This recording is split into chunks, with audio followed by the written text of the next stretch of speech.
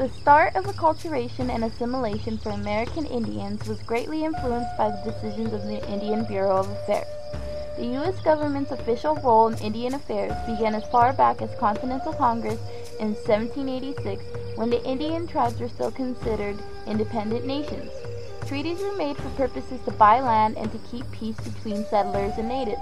These first transactions resulted in cultural misunderstandings between the two parties. The Europeans assumed the Indians viewed land in agricultural ways. Most of the eastern tribes were nomadic, however, and moved to meet seasonal needs for hunting. When the Europeans offered to buy the land, the natives did not understand that they would then be denied the use of that land for migrating and hunting. The federal government had the authority to make treaties with foreign nations, but the states had to deal with individual tribes. This led to more local intervention by agents of the federal government. One influential role of these agents was, as Henry Knox stated, to familiarize Indians with the American way of living. As the Bureau of Indian Affairs began to develop to meet the needs of westward expansion, the department's oversight was given to the Secretary of War. Because American Indians were viewed as siding with the British during the Revolutionary War, they were seen as adversaries. The Army viewed the Indians as enemies, while the Indian Office viewed them as nations to negotiate with.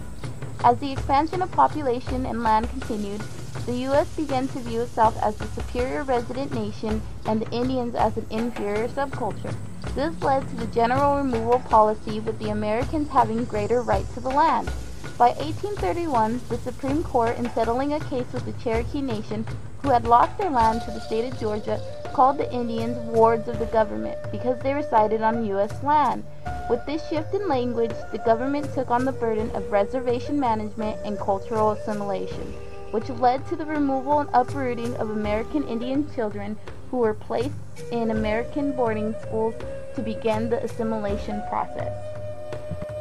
The first model school was founded in 1879, Carlisle Indian Industrial School, by Captain Richard Henry Pratt, who had served in the Civil War.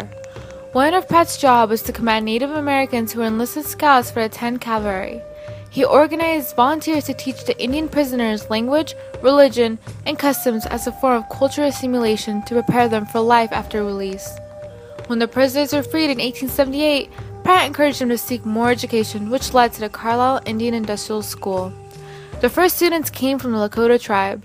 As more schools were developed across the country, the Bureau of Indian Affairs, BIA, put pressure on Indian families to send their children to the boarding schools. To save their children from capture, some parents taught their children a hiding game to be used when BIA officers arrived. The Hopi Nation surrendered groups of their men to prison sentences in Alcatraz rather than send their children to schools. The curriculum at Carlisle included subjects such as English, math, history, drawing, and composition.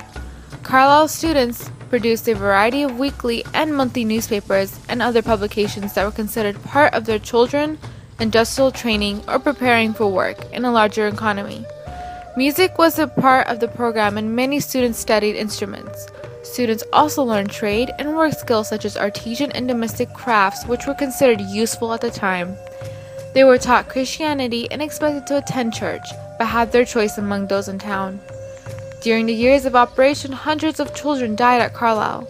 Most died from infectious common diseases in early 20th century that killed many children. More than 175 were buried in the cemetery.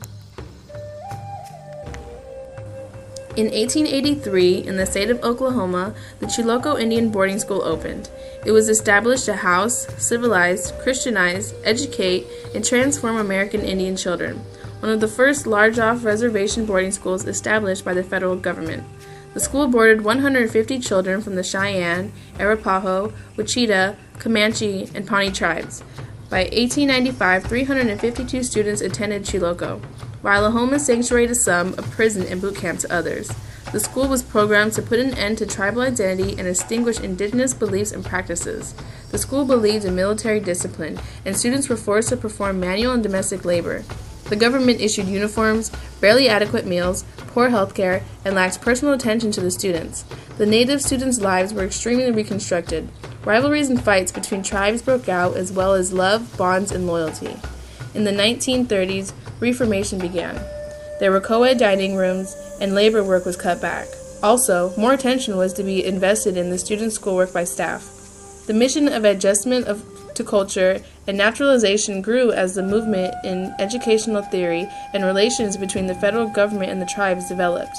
By the 1950s, 1,300 students attended Chilocco, along with tribes from coast to coast.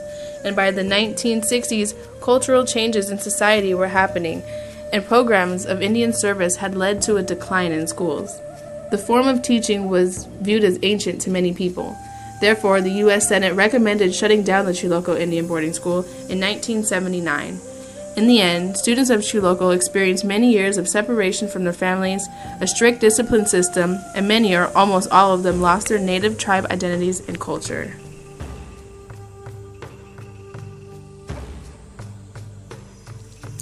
The Carlisle Indian Boarding School was successful with what it was that they were trying to accomplish.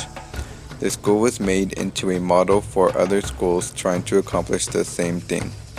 This school was made to manipulate a military-like environment. Strict policies were enforced and had to be followed.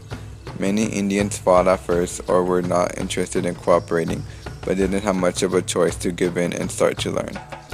They were able to learn how to read and write and wrote letters to send home. Music and art classes were some of the incentives that allowed them to express their culture and that were actually enjoyed. There was, however, a lot of abuse if individuals didn't want to take part in everyday activities, but many American Indians have claimed to be grateful of everything that the school had done for them. The Chilocco Indian Boarding School was successful as well with what it was that they were trying to achieve. However, not every person attending was a perfect product. Because the school was being run by a template U.S. Army officer Richard H. Pratt had written, the school became a military-like environment more so than a school environment. There were strict policies and anyone who refused was punished. Life was hard for individuals. They were taken from their families for many years, which made everyday life for them more difficult. However, the Indian people were taught a various amount of skills that they needed to survive in the outside world.